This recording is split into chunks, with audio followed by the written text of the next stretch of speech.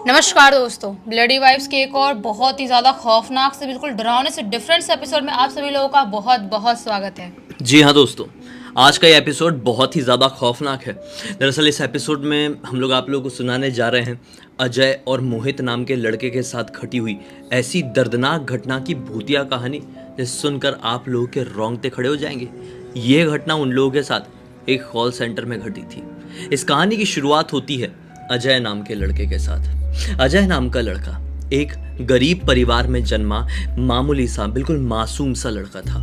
इसने अपने जीवन में कुछ ऐसे अलग से काम कभी किया ही नहीं था। अपनी सरल सी जिंदगी बहुत आराम से जी रहा था।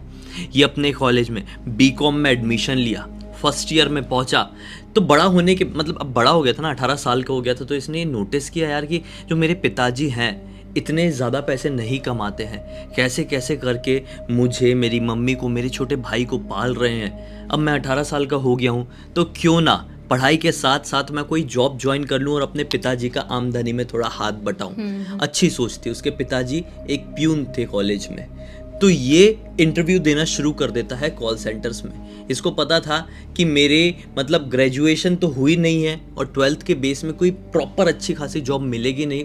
एक कॉल सेंटर ही है जो डिसेंट मानी जाती है दुनिया में, वहाँ पे मैं इंटरव्यू देता हूँ, वहाँ पे मिल जाएगा। अभी जब इंटरव्यू देने गया तो क्या समझ में आ रहा है, किसी कम्युनिकेशन स्किल्स अच्छी नहीं है। हर एक कॉल सेंटर में इंग्लिश इंग्लिश इंग्लिश का रट्टा सब लोग मार रहे हैं। इसको उतने अच्छे से बोलते नहीं आता था इंग्लिश, तो कहीं पर भी इसका सिलेक्शन हो नहीं रहा था, कहीं पर भी नहीं हो रहा था। फिर क्या होता है, ये बड़ा उदास था। एक दिन डिसाइड कर लिया कि अब मैं कोई इंटरव्यू नहीं दूंगा, कहीं नहीं दूंगा। अब क्या करूं यार, 3 साल अपनी पढ़ाई कंप्लीट करता हूं, उसके बाद देखा जाएगा, डिग्री लेके घूमूंगा फिर इधर से उधर। उदास होकर अपने कॉलेज से निकला था, छुट्टी हुई थी। कॉलेज के पास एक चाय की टपरी थी, वहां पे अक्सर चाय पिया करता था। चाय पी ही रहा था उदास होकर कि चाय वाले अंकल इससे क्या बोलते हैं। अंकल की उम्र यही कोई 40 साल के आसपास की रही होगी। लोकल कानपुर के थे, कानपुर की घटना है। अंकल बोलते क्या हुआ बेटा, उदास क्यों है। तो अंकल को सारी बात अजय ने बता दिया। तो अंकल बोलते अरे इसमें टेंशन लेने वाली क्या बात है, एक कॉल सेंटर जिसका नाम ये है, उस कॉल सेंटर का हम नाम नहीं लेते हैं, उसका नाम रख देते हैं ब्लडी कॉल सेंटर। तो अंकल बोलते हैं बेटा ब्लडी कॉल सेंटर जो है ना वो इस जगह पर है, एड्रेस भी बताते हैं। तो यहाँ पे जा और अपना इंटरव्यू दे दे, वहाँ पे तेरा इजीली सिलेक्शन हो जाएगा। लेकिन एक बात ध्यान रखना। लेकिन जैसे ही अंकल ने बोले ना वहाँ पे तेरा इजीली सिलेक्शन हो जाएगा, एक्साइटेड हो गया और तुरंत टाइम वाइम देखने लगा, अंकल को पैसे निकाल के देने लगा और ना खुश होके वहाँ से निकल गया तेजी से। अब अंकल कुछ तो बोल रहे थे कि बेटा एक चीज़ ध्यान रखना। अजय ने सुना नहीं और वो सेम डे उस कॉल सेंटर में इंटरव्यू देने के लिए पहुंच गया। ऐसे कॉल सेंटर्स में ज़्यादातर क्या होता है, वॉक इन इंटरव्यूज चलते रहते हैं। इंटरव्यू देने के लिए पहुंचा है, इंटरव्यू देना शुरू किया है और कमाल की बात क्या है पता है, इसने जो इंटरव्यू दिया ना वहाँ पे वो क्रैक कर लिया। मतलब ये खुद के ऊपर बड़ा शौक हुआ कि मैंने इससे पहले कितने सारे कॉल सेंटर्स में, कितनी सारी जगहों में इंटरव्यू दिया, कहीं पे भी मेरा सिलेक्शन नहीं हो रहा था। किसी ना किसी रीज़न की वजह से मुझे अटका दे रहे थे। लेकिन यहाँ पर इन लोगों को ऐसा क्या दिख गया जो मेरा सिलेक्शन कर लिए, ये सोच में पड़ गया। लेकिन इसका सिलेक्शन तो हो चुका था। इसकी सैलरी भी प्रॉपर जितनी मिलनी चाहिए थी उतनी ही मिल रही थी। इसको मिला था नाइट शिफ्ट और ये नाइट शिफ्ट ही चाहता था, क्योंकि क्या था कि डे में तो अब इसका कॉलेज था। कॉलेज ऐसा भी नहीं था कि डेली जाना है, 100% अपनी अटेंडेंस देना है, ना ही 75% का कोई क्राइटेरिया था। कॉलेज इसका काम चलाऊ वाला था। तो इसने सोचा था कि कॉलेज नहीं भी जाऊँ तो चलेगा, खाली एग्ज़ाम देने भी जाऊँ तो भी चल जाएगा। यहाँ पे मैं बढ़िया ज्वाइनिंग कर लेता हूँ नाइट शिफ्ट में, और कभी जाना भी पड़ गया कॉलेज और दिन का काम करना भी पड़ गया घर का तो कोई टेंशन नहीं रहेगी। टाइमिंग स्कोप्स के कॉल सेंटर से मिली रात के 10:30 बजे से लेकर सुबह के 6:30 तक। टाइमिंग भी बढ़िया थी। इसको अगले ही दिन से ज्वाइन करने के लिए कहा गया। अगले ही दिन से इसकी 30 दिन की होने वाली थी ट्रेनिंग। ये पहुंच जाता है भाई। जिस दिन ये पहुंचा ना रात के तकरीबन 10 बजे के आसपास अपने कॉल सेंटर में ट्रेनिंग रूम में, तो क्या पाता है कि उसके अलावा वहाँ पे कोई और नहीं है। ये बड़ा शौक रह गया क्योंकि इसने सुना था कि कॉल सेंटर में यार ऐसे ट्रेनिंग के लिए ज़्यादा बच्चे होते हैं, नॉर्मली 8-10 बच्चे होते हैं। मैं अकेला कैसे हूँ, क्या मुझे अकेले को ट्रेन किया जाएगा। कमाल की बात है। उतने में ही दरवाज़ा खुलता है और एक और लड़का एंटर करता है जो कि इसकी उम्र का ही समझ में आ रहा था। अजय ने उस लड़के को देखा तो जान में जाना ही, चलो मेरे अलावा कोई और भी तो है, इतनी सारी चीज़ें, नई नई चीज़ें फेस करने के लिए एक दोस्ती हो जाएगी, अच्छा हो जाएगा। अजय ने उसका बात किया, उससे नाम पूछा, मोहित नाम बताया, कहाँ रहते हो, सारी बात हुई, क्या पढ़ाई करते हो, डिटेल में बात हुई। इतने में ट्रेनर सर भी एंटर करते हैं। अब ट्रेनर सर अपना कंप्यूटर वगैरह के बारे में बताना शुरू कर दिए, प्रोजेक्टर में सिखाना शुरू कर दिए। अब पता ही नहीं चला कि कब सुबह के 5 बज गए। सुबह के 5 बजे जब अपने घर को सब लोग निकल रहे थे, ये तीनों, तो सर इनको रोक के क्या बोलते, बेटा ध्यान रहे, आज तो ठीक था, तुम्हारा पहला दिन था, मैंने तुमको कुछ बोला नहीं। दोनों को बोलते हैं ट्रेनर सर। अब कहानी यहाँ से ट्विस्ट ले रही है, ध्यान से सुनना। ट्रेनर सर बोलते हैं कि कल हो सकता है कि मैं आने में लेट हो जाऊँ, कभी भी मैं आने में लेट हो जाऊँ, तुम लोग आना तो इसी रूम में बैठे रहना, प्रॉपर एक प्राइवेट ट्रेनिंग रूम जैसा था, आना तो डायरेक्ट यहीं पर आना और यहीं पर बैठे रहना, बाहर मत निकलना, बाहर निकल भी गए तो ऊपर वाले फ्लोर में गलती से भी मत जाना। ये लोग सोचते हैं कि क्यों, ऐसा क्यों, सर से भी पूछे कि सर क्यों आप मना कर रहे हैं, वहाँ पे कोई काम नहीं करता क्या? सर बोलते नहीं बेटा, वहाँ पे काम तो करते हैं, लेकिन सिर्फ डे शिफ्ट में, नाइट शिफ्ट में वहाँ पे कोई काम नहीं करता है और ना ही कोई जाता है। मैं निकलता हूँ, बाकी की बात कल मिलकर करेंगे। सर निकल गए और ये दोनों ने भी सोचे कमाल की बात है, चलो नहीं जाएंगे, छोड़ो, ये इतनी बड़ी बात भी नहीं थी, इग्नोर कर देते हैं और अपने अपने घर की तरफ रवाना हो जाते हैं। पूरी दिन अब अजय दिन भर सोया है, क्योंकि पहली बार रात को इतना ज़्यादा जागा था, पूरा दिन भर सोया है, फिर उठा तो फिर से थोड़ा बहुत काम किया और इसे कॉल सेंटर जाने का टाइमिंग आ गया। अब कॉल सेंटर पहुंचा, इससे पहले आज मोहित आ गया था, मोहित बैठा हुआ था, अजय भी पहुंचा और 15 मिनट और बीत गए, ट्रेनर सर अभी तक नहीं आए।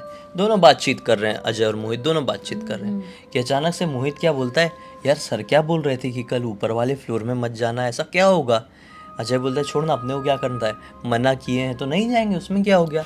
मोहित बोलता है नहीं ना भाई, एक बार चल के देखते ना, मज़ा आएगा, एक बार पता तो चले ऐसा क्या है जो मना कर रहे थे, अच्छा लगेगा, चल चले गया। तो अजय बोलता है सर आ गए तो क्या बोलेंगे? मोहित बोलता है कि बोल देंगे वॉशरूम गए थे। ये बोलता है ठीक है चल देख के आते हैं। ये दोनों ना धीरे धीरे दबे पाँव बाहर की तरफ निकले। अब ट्रेनिंग रूम के बाहर की तरफ लोग काम कर रहे हैं, उनके कॉल चल रहे हैं नाइट शिफ्ट वाले, लेकिन सब नाइट में ना फ्रस्ट्रेट होकर काम करते हैं ज़्यादातर लोग, तो अपने अपने काम में व्यस्त हैं सब लोग। ये लोग दबे पाँव सीढ़ियों से ऊपर चढ़ गए। ऊपर चढ़ के भाई अलग अलग रूम्स थे, तो बाकी सारे रूम्स बंद थे, एक अकेला रूम खुला हुआ था। ये लोग खोल के उसके अंदर घुस गए। अंदर घुस के क्या पाते हैं कि अंदर बहुत बड़ा एक वर्क प्लेस जैसा है, पूरा वर्क फ्लोर है, कंप्यूटर भी बहुत सारे हैं और काफ़ी बड़ा है इसका साइज़, काफ़ी सारे कंप्यूटर्स रखे हुए हैं, 50-60 से ज़्यादा रखे हुए हैं। तो देख के बड़े हैरान हुए कि नीचे इतने ठसाठस बैठ के नाइट शिफ्ट में लोग जॉब कर रहे हैं, ऊपर क्यों नहीं आ रहे, इन्हीं का तो है, ऊपर ट्रांसफ़र क्यों नहीं किया जा रहा है? खैर अजय बोलता है देख लिया ना, चलना अब चलते हैं। मोहित बोलता है ठीक है चलो चलते हैं। ऐसा बोल के दोनों पलटे ही हैं बाहर की तरफ आने के लिए कि इनके पीछे से ऐसा टेबल में हाथ मारने की आवाज़ सुनाई दी। ये दोनों घबरा गए कि ये क्या हुआ। पलटकर जैसे देखे तो क्या पाए, इनके जस्ट पीछे की रो के जो कंप्यूटर्स थे, लाइन से लगभग 7 कंप्यूटर रखे हुए थे, सातों एक साथ चालू हो गए। ये दोनों बड़े हैरान हुए कि ये चालू कैसे हुए यार, हम जब आए थे तो बंद थे। चलो हो सकता है कि हम नोटिस नहीं कर पाए होंगे, लेकिन ये चालू हैं और हमारे आने के बाद चालू हैं।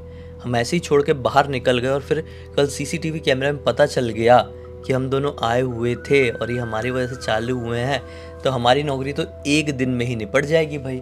इससे अच्छा कंप्यूटर बंद करके फटाफट नीचे चल लेते हैं। दोनों कंप्यूटर बंद करना शुरू करते हैं, सक्सेसफुली बंद कर देते हैं 7 कंप्यूटर, और जैसे ही वापस से नीचे आने के लिए पलटते वैसे फिर से धमाक से आवाज़ आई, फिर पलटे, फिर वही कंप्यूटर चालू दिखाई दिया। तो बोले ये क्या मैटर हुआ यार। दोनों एक दूसरे का मुंह देखने लगते हैं, बोलते हैं यार थोड़ा अजीब नहीं लगा यहाँ पे, ऐसा नहीं लगा कि अपने पीछे कोई खड़ा था और उसने इंटेंशनली आके एक ही झटके में सारे कंप्यूटर्स ऑन किया है। अजय कहता है हाँ भाई, फील तो हुआ कि पीछे कोई था, अजीब सा लग रहा है, निकलेगा यहाँ से। दोनों ये सोच के फटाफट नीचे आ जाते हैं। अब नीचे आए, अभी तक सर नहीं आए हुए थे, दोनों बैठ गए। 2 मिनट बाद सर भी एंटर कर दिए। अब सर ने इन लोगों को सिखाना शुरू किया, प्रोजेक्टर चालू किए, प्रोजेक्टर में सब कुछ बता ही रहे हैं कि फिर पता नहीं चला कि कब रात के तकरीबन 1 से 1:30 बजे का समय हो गया। अब सर बोलते हैं कि मैं वॉशरूम से आता हूँ, उसके बाद 5-7 मिनट पढ़ेंगे, उसके बाद तुम लोग खाना वाना खाने के लिए चले जाना, मैं भी खाना खाऊंगा। अब सर वॉशरूम की तरफ गए हैं। अभी अजय और मोहित दोनों आजू बाजू वाली कुर्सियों में बैठे हुए हैं। अब अजय मोहित की तरफ देख के बोलता है मोहित समझ में आया कि यार ऊपर क्या था? तो मोहित कोई रिस्पॉन्स नहीं देता है। मोहित एक टक लगाए नीचे ही देख रहा है। अजय बोलता है मोहित सुन रहा है कि नहीं? मोहित अभी भी ऐसे ही देख रहा है, कोई रिस्पॉन्स नहीं। हाथ लगे मोहित, फिर कोई रिस्पॉन्स नहीं, ऐसे ही देख रहा है।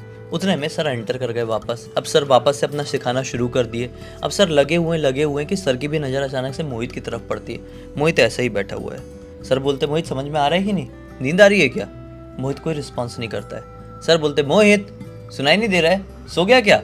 फिर अजय वापस से देखता है, मोहित बोल के जैसे ऐसा हाथ लगाता है, मोहित चेयर के साथ ऐसा पलट गया और जैसे ही वो गिरा है एकदम जैसे कि मर जाता है ना इंसान, वैसा आँख वाँख पूरी पलट चुकी है और मुंह खुल गया है और ऐसा लग रहा है सांस नहीं चल रही है। तो सर और अजय दोनों घबरा गए और चिल्ला चिल्ला के बाहर से किसी को बुलाए। तब बाहर से 3-4 लोग आए, एक टीम लीडर भी आया जिसके पास कार थी। उसी कार की चाबी लिए ट्रेनर ने, अजय ने, उसी कार में इसको डाल के तुरंत पास के हॉस्पिटल में लेके गए। अब हॉस्पिटल में ले गए तो डॉक्टर भी समझ नहीं पा रहे इसको हुआ क्या है और सांस बहुत ही धीमी चल रही है और समझ लो बॉडी पूरी ठंडी हो चुकी है। इनको कुछ भी समझ में नहीं आ रहा है। डॉक्टर ने एक इंजेक्शन दिए हैं, बॉटल लगाए हैं, बोले क्या करें, हमको कुछ समझ में नहीं आ रहा, आप इनके पेरेंट्स को बुला लीजिए। तो सर ने किसी को फ़ोन लगाया, उनके पेरेंट्स का नंबर मांगे, मोहित के पेरेंट्स को बताया, बोले आप आ जाइए, हम निकलेंगे यहाँ पे, आप देखिए आपके बेटे को क्या हुआ है। पेरेंट्स लोग भी हॉस्पिटल में पहुँचे हैं और ये दोनों वहाँ से निकल गए। पेरेंट्स से ज़्यादा बात नहीं की, पेरेंट्स को खाली इतना बोले सर ने कि देख लीजिए पता नहीं अभी बैठा हुआ था रूम में, क्या हो गया क्या नहीं, कुछ प्रॉब्लम है क्या, डॉक्टर जी से बात कर लीजिए, हम निकलते हैं। ऐसा बोल के ये लोग निकल गए। अब भाई सर गाड़ी चला रहे हैं, रात का वक्त है, सुनसान इलाका है, लगभग दूरी 4 से 5 किलोमीटर की थी। सर गाड़ी चला रहे हैं और अजय पीछे बैठा बैठा ये सोच रहा है कि साला हम जो ऊपर गए थे उसकी वजह से तो नहीं हुआ है, वहाँ पे किसी की प्रेजेंस तो फील हुई थी, कुछ अजीब तो लगा था, कहीं कुछ गड़बड़ तो नहीं है, भूतिया मामला तो नहीं है, इसलिए सर ने हमको जाने से मना किए थे, एक बार पूछ लेता हूँ। सर से बड़ी हिम्मत करके बोलता है, सर कल आप कुछ बता रहे थे ना ऊपर वाले फ्लोर के बारे में, फिर आपने काट दिए थे, क्या है ऐसा, ऊपर जाने से क्यों मना किए थे? सर क्या बोलते हैं, सच सच बताना, तुम लोग गए तो नहीं थे ना वहाँ पे? ये बोलता है, सर सच बताऊँ तो हम लोग गए थे, लेकिन सर मोहित ने ही हमें बोला था, तभी हम गए थे। अब सर चिल्लाना शुरू करते हैं, तुम लोग क्या बेवकूफ़ हो गए हो? किसी रीज़न से कुछ मना किया जाता है ना, किसी का कुछ रूल होता है। जब मैंने मना किया तो तुम लोग क्यों गए? तुम्हारे साथ भी ऐसी कोई परेशानी हो जाएगी तो फिर मुझे मत बोलना। अजय बोलता है, नहीं सर प्लीज़ बताइए तो क्या कारण है, क्यों आपने ऐसा बोले और अभी ऐसा क्यों गुस्सा कर रहे हैं? तो सर बताते हैं कि बेटा किसी को बोलना मत, मैं तेरे को अकेले को बता रहा हूँ, अभी अपन अपने वर्क प्लेस में भी नहीं है और अभी अपन दोनों अकेले ही हैं, इसलिए मैं तुझे बता रहा हूँ। आज से लगभग 6 से 7 साल पहले की बात है। ये कॉल सेंटर जब शुरू हुआ था ना, तो उस समय डे शिफ्ट और नाइट शिफ्ट दोनों इस कॉल सेंटर के पास थी और डे शिफ्ट में तो लोग काम कर रहे थे, लेकिन नाइट शिफ्ट में 5 लड़के और 3 लड़कियां ज्वाइन किए थे। ये जो 5 लड़के थे ना, ये थोड़े अजीब थे, लेकिन इनकी कम्युनिकेशन अच्छी थी, इसलिए इनको हायर कर लिया गया था। नाइट शिफ्ट के लिए पहले ऊपर उसी फ्लोर में वही पर प्लेस में हम लोगों ने काम शुरू करवाए थे। ज्वाइन किए इन लोगों को 10 दिन ही हुए थे ट्रेनिंग खत्म होने के बाद। मतलब लड़कियां लोग कंप्लेंट करना शुरू कर दी थी कि लड़के उल्टे सीधे कमेंट्स करते हैं काम करते करते।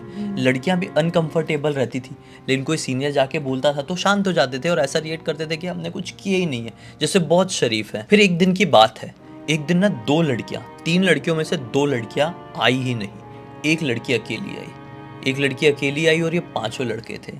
नाइट शिफ्ट थी, बहुत कम लोग नीचे काम कर रहे थे, ऊपर ही ये लोग थे और सिर्फ एक ही टीम लीडर आता था क्योंकि इतने कम लोग थे ना नाइट शिफ्ट में। एक वॉचमैन बाहर बैठता था और उस दिन वो टीम लीडर भी हो गया था लेट। पता नहीं उनकी क्या नीयत ऐसी डगमगाई, ये 5 ने उस लड़की के साथ दुष्कर्म किए और वहीं पर गला घोंटकर उसको ख़त्म कर दिया और फिर वहाँ से निकल भी गए, किसी को पता भी नहीं चला, निकल भी गए। फिर टीम लीडर वहाँ पर पहुँचा, तब तक तो बहुत देर हो चुकी थी, वो लड़की की सांसें पूरी तरीके से रुक चुकी थी। फिर पुलिस कंप्लेंट हुई, फिर पुलिस वालों ने और कंपनी वालों की तरफ से उन लोगों के बारे में पता करने की भी कोशिश की गई, लेकिन क्या होना था नहीं पता चला। वो लड़कों ने अपने फेक डॉक्यूमेंट्स दिए थे, आज तक पता नहीं चल पाया उन लड़कों के बारे में कि वो लड़के कौन थे, कहाँ से आए थे, कहाँ चले गए।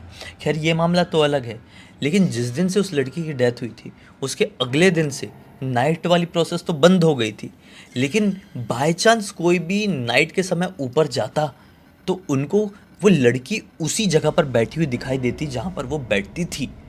लोग बहुत ज़्यादा घबरा जाते और उसको देख के उनकी बोलती बंद हो जाती और पूरा उनका शरीर कांपने लगता, जैसे कि पता नहीं क्या देख लिए। कभी कभी ऐसा होता कि कोई ऊपर जाता तो उन्हें मिर्गी के दौरे पड़ने लगते और फिर बहुत टाइम तक वो होश में नहीं आ पाता। काफ़ी दिनों तक ये एक्टिविटीज़ नोटिस किए हैं कंपनी वालों ने और आखिरकार बोल दिए कि रात में वहाँ पर कोई काम नहीं करेगा। दिन में क्योंकि किसी को कुछ नहीं होता था, दिन में तो वहाँ भीड़ होती है, 50-60 लोग काम कर रहे होते, लेकिन रात में ऐसे कांड वहाँ पर होने लगे तो उस फ्लोर को कम्प्लीटली बंद कर दिया गया। अब आज इस बार तुम लोग गए, देख लिए तुम्हारे दोस्त के साथ, मोहित के साथ क्या हुआ है। अब प्रे करो कि तुम्हारे साथ ऐसा कुछ भी ना हो। खैर, इतनी बात करते करते कॉल सेंटर आ गया। उस दिन सर ने बोले कि आज देखो बैठे रहो, तुम टाइम पास करते हैं और अपन सिर्फ बातें करेंगे। सर ने भी सोचे कि यार इससे थोड़ा फ्रेंडली बना लेता हूँ मैं, नहीं तो मैंने इसको जो कुछ बताया हूँ इसने कहीं बक दिया तो मेरी वाट लग जाएगी कि मैंने बात फैलाया हूँ। तो पूरी रात सर ने और इसने बैठ के बात की है अपने ऑफिस में। उस समय ट्रेनिंग के नाम पे सिर्फ टाइम पास किए हैं पूरी रात। लेकिन अगले दिन क्या हुआ पता है? मोहित की कोई खबर नहीं, दूसरे दिन भी कोई खबर नहीं, तीसरे दिन भी कोई खबर नहीं। अब सर ने बोले फ़ोन करके बात तो किया जाए घर वालों से। फ़ोन लगाया गया, मोहित को अभी भी होश नहीं आया है। ठीक है, लेकिन क्या किया जा सकता था? 25 दिन बीत गए, मोहित को अभी भी होश नहीं आया। और यहाँ पर इसी कॉल सेंटर मतलब इसी कंपनी से मोहित को मतलब हटा दिया गया, क्योंकि अभी एक ही दिन ज्वाइनिंग को हुआ था और इसके साथ ये कांड हो गया था, तो उसको हटा दिया गया। लेकिन अब पर्सनली सर को मोहित की चिंता हुई, क्योंकि हो जाता है यार, एक बार भले एक बार मिले हो लेकिन उसके बारे में पता रहे कि इसके साथ ऐसा कांड हो गया तो जानने की उत्सुकता रहती है कई बार। तो सर को उत्सुकता तो थी। सर ने 35 दिन बाद भी फ़ोन किए, लेकिन होश तब भी नहीं आया था और डॉक्टर अब कह चुके थे कि मोहित कोमा में चले गया है। और आज इस घटना को काफ़ी समय बीत चुका है, लगभग 1.5 साल हो चुके हैं। लेकिन अब मोहित को होश तो आ गया है, लेकिन उसने अपने बोलने की क्षमता खो चुका है। उसका दिमाग भी अब ठीक से काम नहीं करता है। मतलब ऐसा हो गया है ना कि यार बस जी रहा है, काट रहा है, ऐसी हो गई उसकी लाइफ। हो जाती है जब किसी इंसान को बहुत बड़ा सदमा लगता है और कोई मतलब उस दुनिया के मतलब जो भी बोलते हैं शैतानी शक्ति को वो फील कर पाता है उतने करीबी से, तो उस इंसान के साथ ऐसा ही होता है। या तो वो ख़त्म हो जाता है, या तो वो सदमे में चला जाता है, या तो वो कोमा में चला जाता है, या तो उसकी आवाज़ चली जाती है, क्योंकि वो दुनिया वालों को कुछ वैसा बता ना पाए। और जो भी हो, लेकिन उस लड़की के साथ गलत तो हुआ था। कुछ लोग गलत करते हैं और बाद में बेचारे जो ऐसे लोग होते हैं जो कुछ नहीं किए रहते वो भी भुगतते हैं, क्योंकि वो जगह ही ऐसी हो जाती है ना, फिर वो जगह ही निगेटिव वाइब से भर जाती है, क्योंकि बहुत निगेटिव कर्म हुआ रहता है उस समय। अगर बात करें इस कहानी की तो अजय ने ही लिख कर भेजा। अजय आज भी उस कॉल सेंटर में काम कर रहा है और गांठ बांध कर रख लिया है। वो रात में क्या दिन में भी ऊपर वाले फ्लोर में गलती से भी नहीं जाता है ना। अजय तो अच्छा, अजय ने साफ साफ मना किया कि मैं उस कंपनी का नाम नहीं बता सकता और आप भी उसके बारे में ज़्यादा सर्च ना करें ताकि दुनिया के सामने ये नाम वाम ना आए, इसलिए हमने इसको बोल दिए ब्लडी कॉल सेंटर। खैर दोस्तों, उम्मीद करते हैं कि इस कहानी के ज़रिए आप लोगों को कोई सीख मिली होगी।